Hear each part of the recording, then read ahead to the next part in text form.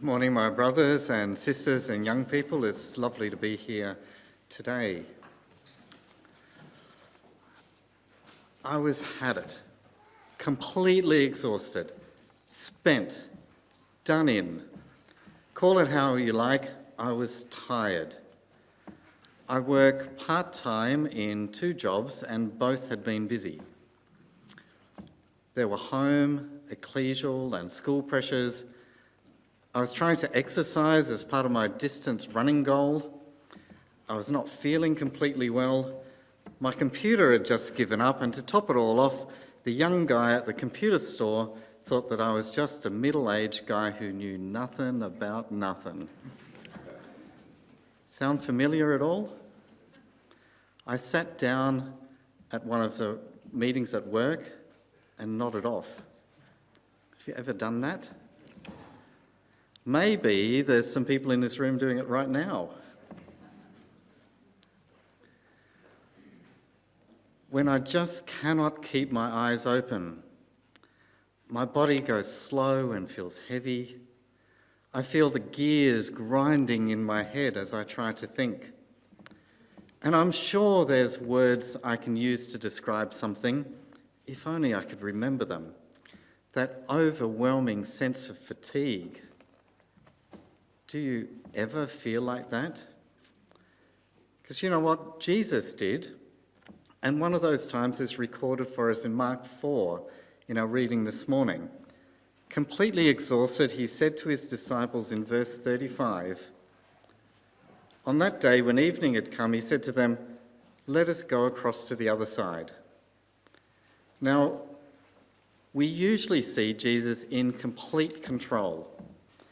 Pretty much every story in the gospel shows Jesus as the leader and the disciples following along. But verse 36 is different.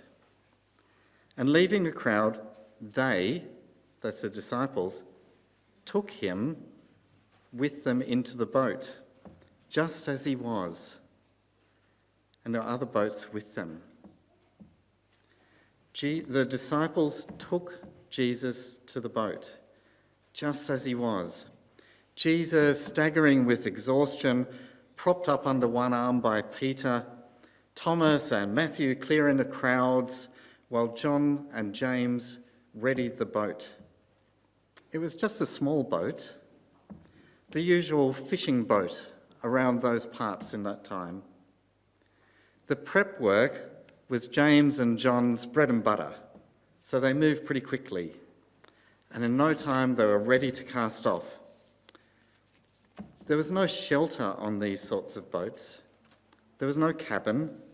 There was no bed. But at the stern there was a bench and a cushion, for catching your breath during an intense morning of fishing. Here they gently sat Jesus, and with a smile and a nod of thanks, Jesus closed his eyes, lay down, and slept. He slept despite the wind, howling through the rigging and whipping up the lake, water bursting over the sides and cascading into ever-increasing torrents under their feet. The windstorm was raging, and the disciples could stand it no longer. Surely nobody is that tired that they can sleep through a storm like this. With the rising water level in the boat, buffeted by gale-force winds, the disciples, in their increasing panic, shook Jesus awake. Unsure of what he could actually do about the situation, but you know what? They needed their leader. And with a word, peace, Jesus stopped the storm in an instant. And I think this miracle is all about peace.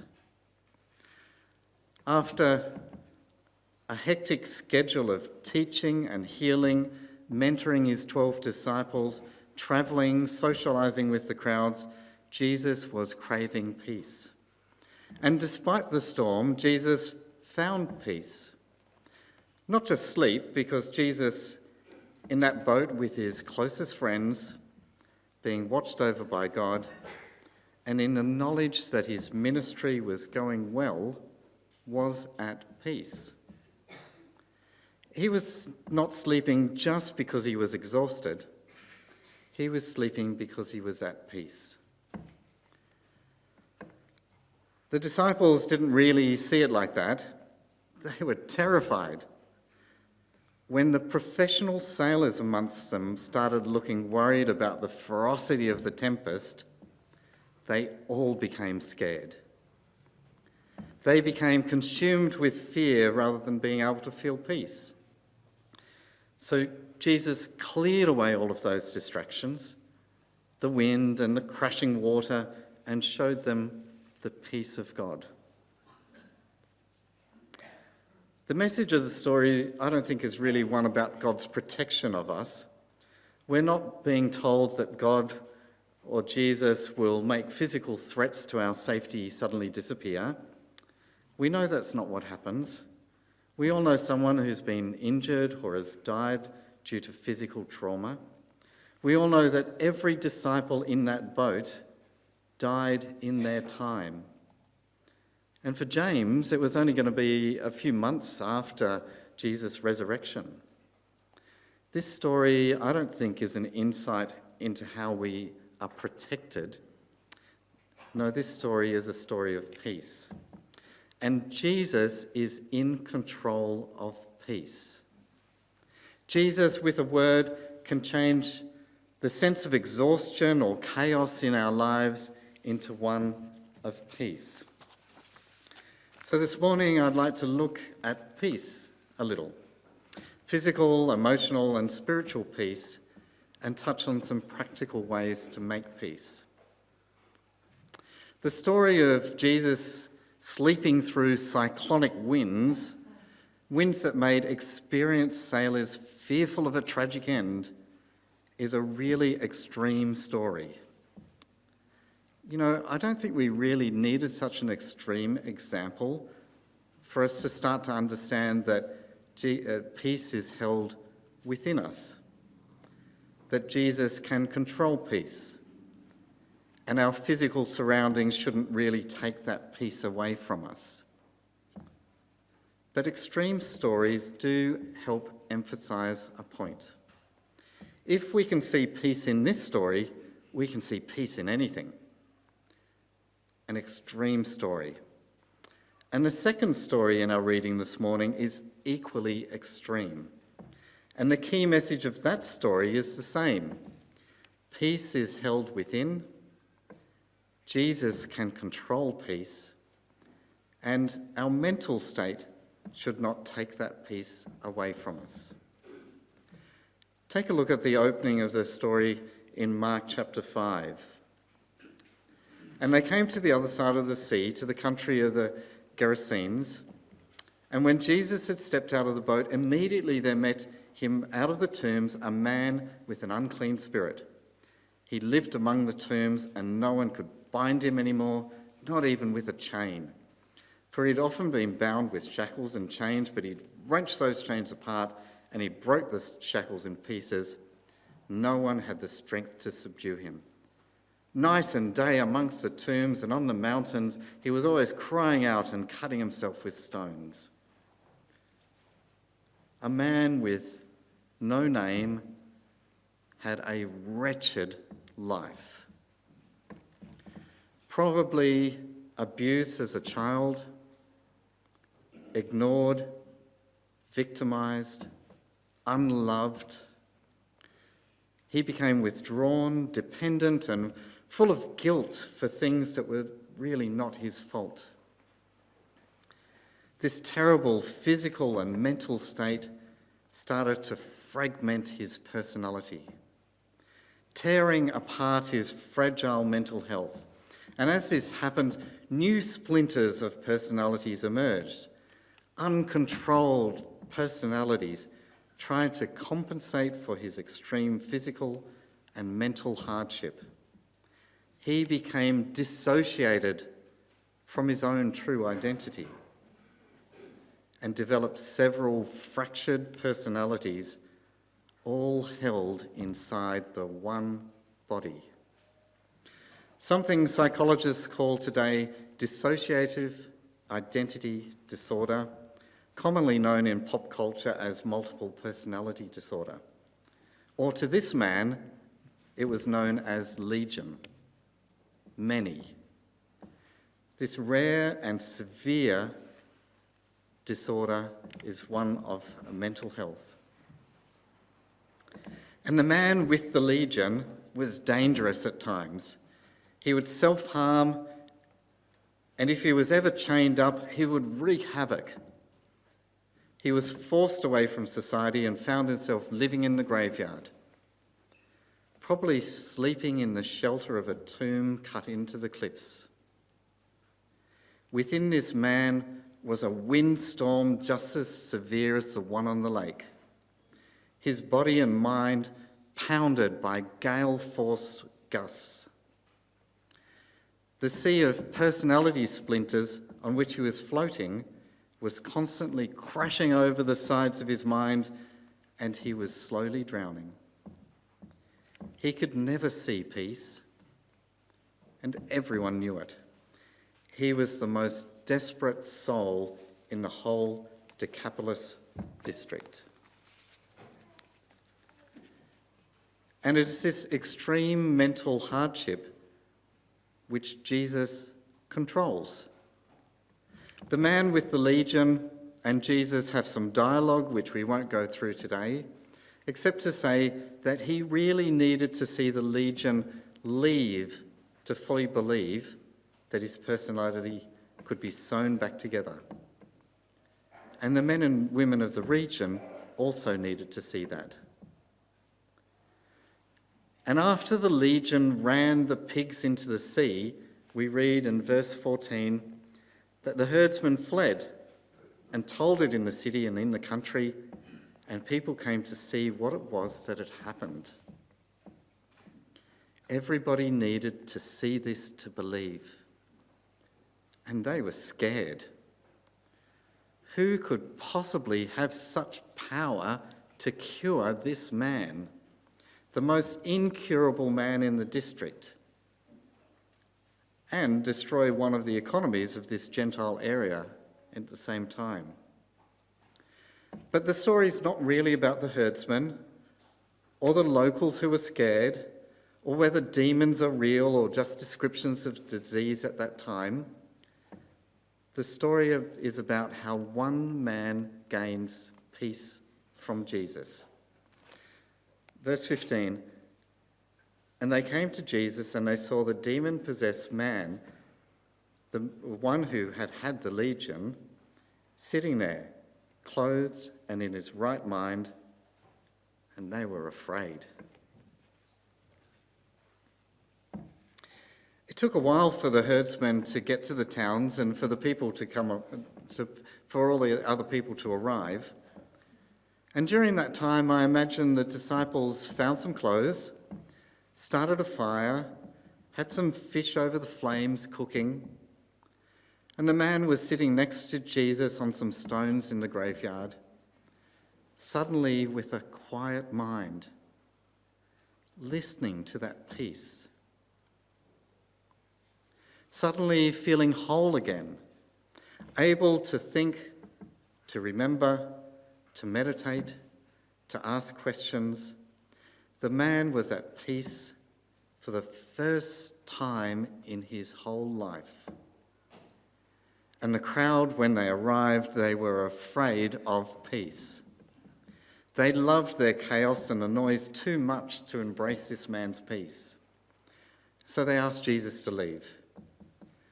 You know what? Jesus could have said no and continued to perform miracles and teaching throughout the region.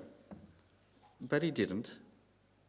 Jesus knew peace, and now was the time to place peace first. He was asked to leave out of fear, so he did.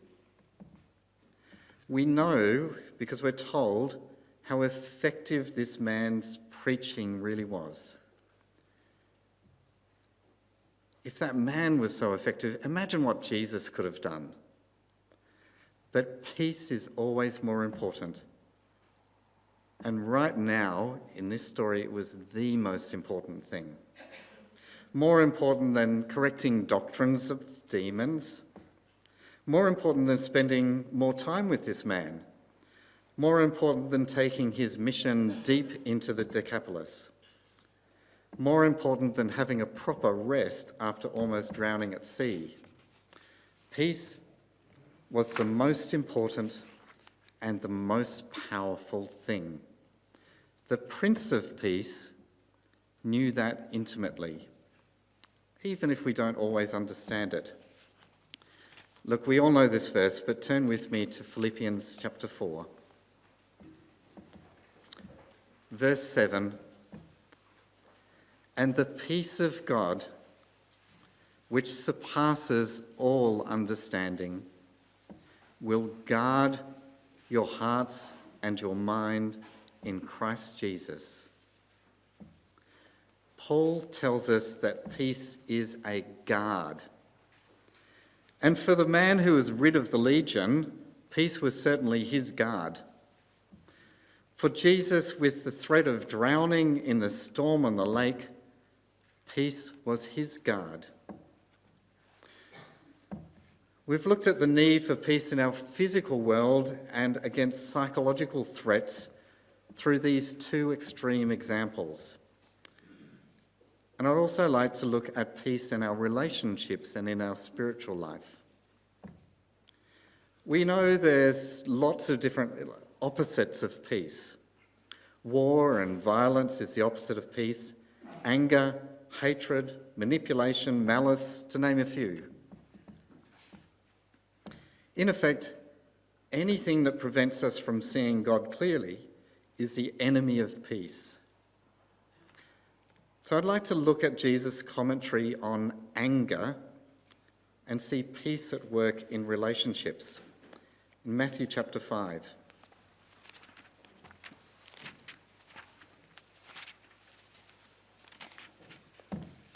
You know what? Every now and then Jesus has a bit of fun with language. Matthew chapter 5, verse 21. "You've heard that it is said to those of old, 'You shall not murder,' and whoever murders shall be liable to judgment. But I say to you that everyone who is angry with his brother will be liable to judgment. Whoever insults his brother will be liable to the council. And whoever says, 'You fool,' will be liable to the hell of fire." Did you notice what Jesus did? He progressively toned down the problem. First, he mentioned murder, pretty much the pinnacle problem in anger management. Then a step down in severity to anger with your brother. And then the lesser crime of sledging or insulting your brother. And finally, in exasperation, you call someone, "You fool," or "You great twit," or "You idiot." They're pretty mild outbursts, actually. Especially compared to the rip-roaring anger and threat of violence, or even the willful destruction of human life. But while Jesus is moving down the anger severity scale, he was ramping up the consequences. For murder and anger, you are liable to judgment. You know, liable to judgment means you're going to be judged and it may go against you. But if you insult someone, you're liable not just to the local magistrate, but to the full bench of the High Court. You will face the council, and it's harder to get out of that. But if you exclaim that someone's an idiot, then you go straight to Gehenna, the fire pit over the wall of Jerusalem for rubbish and the bodies of criminals, the most severe of all punishments. Jesus was having fun with his explanations. I don't think he was being literal. He was not saying that if you call someone a fool, that's worse than murder. Jesus was engaging his audience with a touch of the absurd, to drive home his point. Having a burst of uncontrolled exclamations is on the anger spectrum, just like murder is. So don't get caught on that slope. Even the most benign form of anger could be fatal in your relationship with someone. Don't throw a friendship onto the rubbish heap just because you can't control your anger. And anger is one of the opposites of peace. In fact, this concept is really, really important. Let's keep reading on in Matthew. Verse 23. So if you're offering your gift at the altar and there remember that your brother has something against you, leave your gift there before the altar and go. First be reconciled to your brother and then come and offer your gift. Come to terms quickly with your accuser while you're going with him to court, lest your accuser hand you over to the judge and the judge to the guard and you'll be put in prison. Truly I say to you, you will never get out until you've paid the last penny. If you're thinking that you're doing something that God wants, bringing God a special gift, something you've really worked on, here you are after recognising a problem in your spiritual life. For example, you don't pray enough. Then you work on it for a while. You talk with people you trust about it. You read, you practice, you find somewhere at work and at home where you can be quiet and think and pray. And you've really come along with your prayer life over the last few months, and you want to tell God all about it. You want to wrap up this success in beautiful paper with a ribbon and a carefully made personalised card and give your gift to God, both to thank God and to share your celebration with a friend. So there you are, dressed up, hair done, gift in hand, ready to meet God. But wait, while you were focused on other things, your friend is still fuming about that thing you did a few months ago. And friends can have really long memories. Without patching up your friendship, you cannot completely come to God. Your wonderful gift and time to celebrate with your Father will not be complete if your friend is still fuming. Making peace with him or her right now is actually more important than all the work you put into making your gift for God. And if you don't make your peace with her, then your gift loses some of its meaning. The gift will still be there tomorrow. God will still be there tomorrow, but your friendship may not be. To God, reconciling with your friend is the same thing as receiving a gift. Maybe even a better gift than you'd first planned. In fact, your reconciliation with your friend, two of his children, and your progress in your prayer life, God gets double gifts. Placing peace front and centre of our lives is really important. It's not just healthy for us, but it's imitating Jesus, and God considers it a gift for him. You know, peace is not actually optional for us. Turn to Romans chapter 12. Romans chapter 12, verse 18. If possible, so far as it depends on you, live peaceably with all. We should, as far as we can control it, live in peace with everyone. Sometimes living in peace with everyone is really difficult. Imagine a work colleague or even your boss who's always just a little abrasive, always just a little short with everyone, always a bit grumpy, always knowing best, a bit bossy, plays favourites, so there's always a bit of tension in the team. Someone who seems to have divide and conquer as their personal philosophy. A person who defines personal success by ensuring other people are less successful. I respectfully and privately asked this imaginary colleague a while ago whether I could take on a new role in our department. I said that I was happy to look after some of the work of our team, which she was currently controlling. It would free her time and remove a roadblock because she was not really giving that work the attention it needed. I have both the skills in the area and the capacity in my workload to take it on. To me, it seemed like a win for everyone, and so that's how I presented it.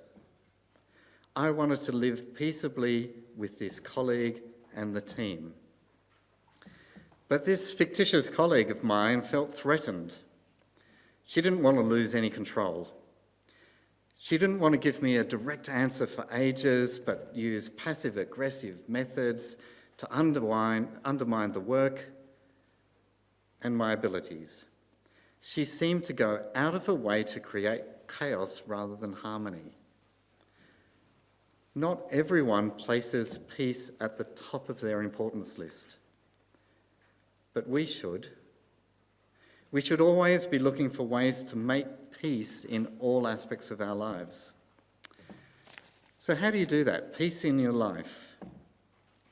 How can we see peace when the windstorm is lashing our mind, scrambling our thinking, and blowing away our peaceful intentions?